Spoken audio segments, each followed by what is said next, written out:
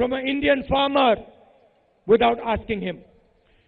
ఏ పరిస్థితిలో కూడా ఇష్టం వచ్చినట్టు రైతుల భూములను లాక్కోవడానికి వీలు లేనటువంటి చట్టాన్ని తీసుకొచ్చింది Congress party. A law that guarantees 4 times the market rate to any farmer whose land is taken away from him. ఒకవేళ భూమి అవసరమంటే రైతుకు ఎకరా భూమి ₹1,00,000 ఉంటే 4 లక్షల రూపాయలు అటువంటి రైతుకి ఇవ్వాలి అనేటువంటి కాంగ్రెస్ ప్రభుత్వం చట్టం తీసుకొని వచ్చింది ఆనాడు. And a law that says no matter how big, how powerful the person, the corporate to whom the land is given, if that land is not used within 5 years, the land is returned to the farmer. వాడు ఎంత పెద్దవాడైనా కానీ భూమి తీసుకొని ఏ అవసరానికైతే భూమి తీసుకొని ఆ అవసరానికి 5 సంవత్సరాలు ఉపయోగించలేదో అటువంటి భూమి వెనక్కి తీసుకొని రైతుకే వెనక్కి ఇవ్వాలని ఆ రోజు కాంగ్రెస్ పార్టీ చట్టం చేసింది.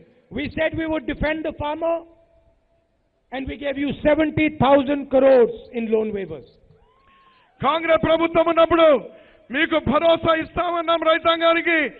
ఒక్క నిర్ణయంతో ఒక్క రోజులో 70,000 కోట్ల రూపాయలు రైతుల రుణాలు పూర్తిగా మాఫీ చేసినటువంటి ఘనత Congress party. And I remember when we were doing that, every single BJP leader in parliament said, where is the money going to come from?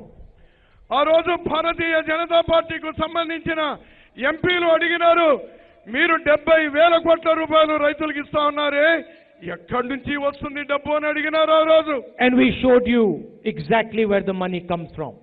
మేము చూపించినాం అధికారంలో ఉండి 70,000 కోట్ల రూపాయలు రైతులకు ఇచ్చింది అది నిజాయితీ కాంగ్రెస్ పార్టీ.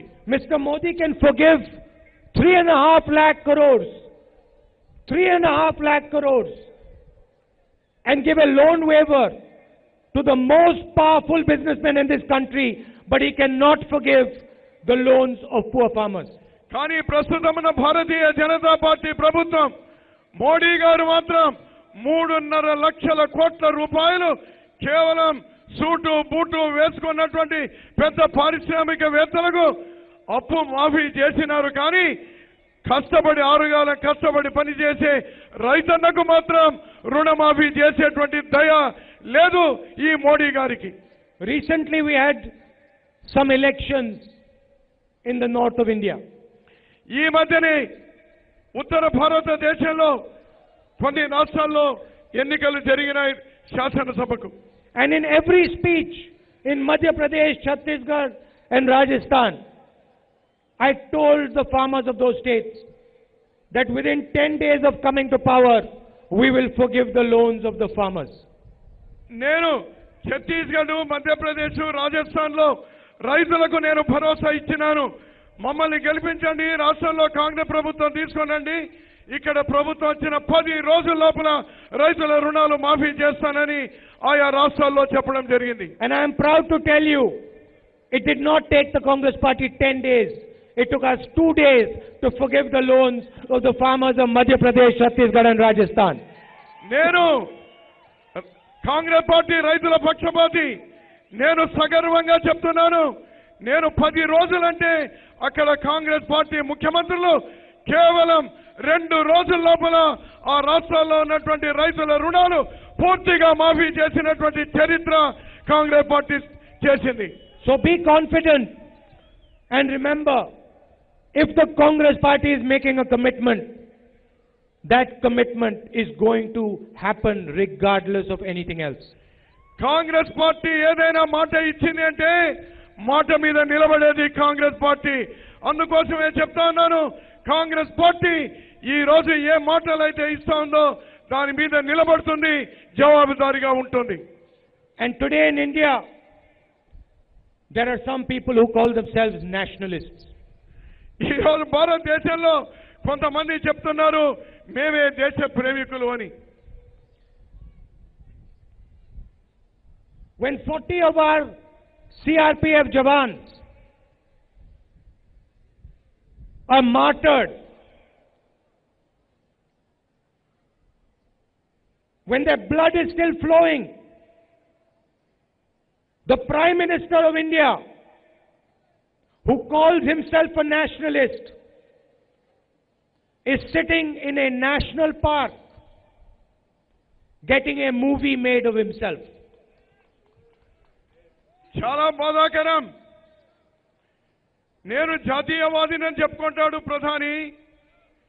మనకు రక్షణగా ఉండేటువంటి సైనికులు 40 మంది పైన హత్య చేయబడితే ఉగ్రవాదులతో జాతీయవాది అని చెప్పుకునేటువంటి పెద్ద మనిషి జాతీయ పార్కులో, నేషనల్ పార్కులో కూర్చొని తన కోసం తయారు చేసినటువంటి సినిమాను చూస్తా ఉన్నాడు. కానీ ఆ చనిపోయినటువంటి సైనికుల గురించి పట్టించుకునేటువంటి పాపాన పోలేదు. For 3.5 hours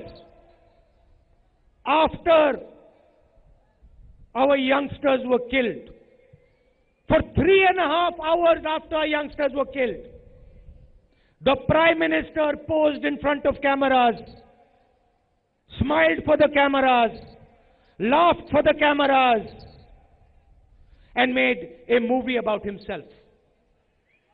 3.5 గంటల తర్వాత చనిపోయినారు, చంపబడినారు మన సైనికులు, యువ సైనికులు చంపబడినారు అని తెలిసిన 3.5 గంటల తర్వాత కెమెరా ముందుకు పోయి నవ్వుతూ మందహాసంతో అతని సినిమా చిత్రీకరణ కోసం పోయినాడు ఈ ప్రధానమంత్రి. He did not feel the pain, the suffering of the families of our youngsters who sacrificed themselves. ఎవరైతే ప్రాణ త్యాగాలు చేసినారో ఆ 40 కుటుంబాల యొక్క రోదన ఇతనికి అర్థం కాలేదు. కానీ అతను కెమెరాల ముందు నవ్వుతూ అక్కడ పోజులు ఇస్తా ఉన్నాడు. Making a movie, smiling, laughing was more important to him than helping the families of those people who died. ఆ 40 కుటుంబాలకు సహాయం చేయాలి, వాళ్ళ బాధను తీర్చాలి, కన్నీరు తుడవాలి అనేటువంటి దానికంటే చంపబడి రక్తం ఏరులై పారుతా ఉంటే ఇతను కెమెరా ముందుకు పోయి నవ్వుతూ మందహాసంతో తన సినిమాకు పోజులు ఇవ్వడమే అతనికి ప్రాధాన్యత. You can see pictures of the Prime Minister smiling. You can see him on a boat. You can see him standing in front of a river smiling, and pictures and videos being made of the Prime Minister. 3.5 hours, my friends. 3.5 hours. He made a movie about himself. అదేమి రహస్యం కాదు, మీరందరూ చూడవచ్చు. 3.5 గంటల తర్వాత హత్య గావించబడిన తర్వాత కెమెరాల ముందు ఫోటోలు ఇచ్చి నవ్వుతూ ఉల్లాసంగా ఉన్నాడు. అది మీరందరూ చూడవచ్చు. ఎటువంటి దౌర్భాగ్యపు ప్రధానమంత్రి మనకి ఈ దేశానికి ఉన్నాడు. These are the type of people who call themselves nationalists. ఇటువంటి వారు మేము జాతీయవాదులమని చెప్పుకుంటారు. They don't have enough feeling. They don't have enough feeling to go and touch the family members of the people who have died. వీరికి మానవత్వం లేదు. వీరికి వెళ్ళాలి ఆ కుటుంబాలకు, వాళ్ళు ఓదార్చాలి అనేటువంటి గుణం కూడా లేదు. They don't have enough feeling, enough respect that 40 of our boys have died, and maybe I should stop doing this, and maybe I should try and help them. కనీసం అతనికి స్పృహ రాలేదు. అరే 40 మంది యువ సైనికులు చనిపోయినారే, సినిమా ఆపేద్దాం, నా సినిమా ఆపేద్దాం, అక్కడికి వెళ్దాం, వాళ్ళను ఓదారుస్తాం, వాళ్ళ కుటుంబాలకు సాయం చేద్దాం, మళ్ళీ చూసుకుందాం అనేది లేదే. The Prime Minister of India should be ashamed of his behavior after our boys were killed. మన దేశం కోసం, మన దేశ రక్షణ కోసం 40 మంది పైన హత్య గావించబడితే ఏ ప్రధానికైనా కూడా సిగ్గు ఉండాలి. ఆ సిగ్గు వదిలి సినిమా ముందు, కెమెరా ముందు ఉన్నాడు. He should be ashamed of not giving the people of Andhra Pradesh what they deserve. అతనికి సిగ్గు ఉండాలి. ఆంధ్రప్రదేశ్కు ఇచ్చినటువంటి మాట ప్రత్యేక హోదా అమలు పరచకపోవడం ప్రధానమంత్రి అయినటువంటి వాడికి సిగ్గు అనేది ఉండాలి. What is theirs by right? ఇది ఆంధ్రప్రదేశ్ వాళ్ళ యొక్క హక్కు. And this is our commitment to you. I'd like to conclude by saying to you that you do not have to worry. You do not have to worry about special status for Andhra Pradesh. మీరు ఏమాత్రం సంకోచం పెట్టుకోదు. ఆంధ్రప్రదేశ్ 5 కోట్ల మందికి కూడా నేను భరోసా ఇస్తా ఉన్నాను. ప్రత్యేక హోదా అమలు పరిచే వరకు కాంగ్రెస్ పార్టీ నిద్రపోదు. ఇది మా బాధ్యత అని మీకు అందరికీ కూడా Today I went to the most holy place in this state. ఈ రోజు చాలా పవిత్రమైనటువంటి దేవాలయానికి నేను వెళ్ళి వస్తున్నాను. ఈ రాష్ట్రంలో ఉన్న అతి పవిత్రమైనటువంటి దేవాలయం. It was an honor for me to go there. ఇది నాకు గొప్ప అవకాశం. నేను ఆ కొండ దగ్గరికి స్వామి దగ్గరికి వెళ్ళడం. It was an honor for me to be given the love and affection that the people gave me. నాకు చాలా గౌరవంగా ఉంది. అక్కడ భగవంతుడే కాదు, అక్కడ ఉన్నటువంటి వాళ్ళందరూ కూడా నా మీద చూపించినటువంటి ప్రేమాభిమానాలు. And it is my commitment to you.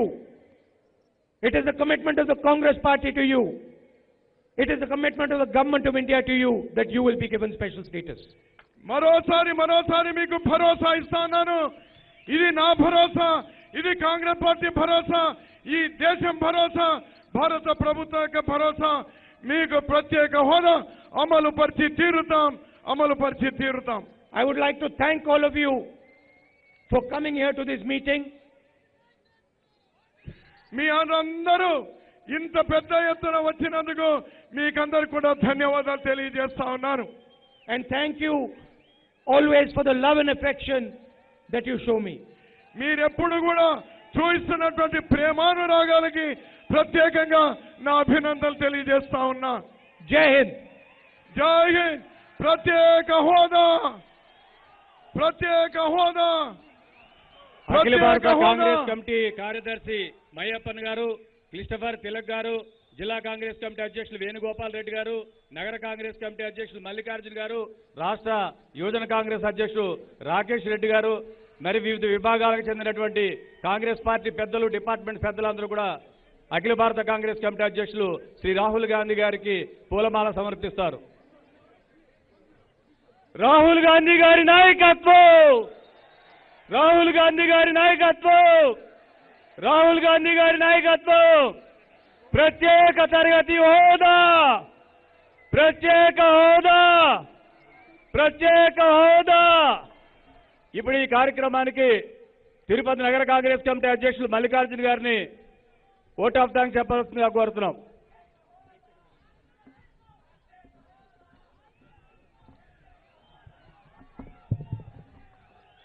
అఖిల భారత కాంగ్రెస్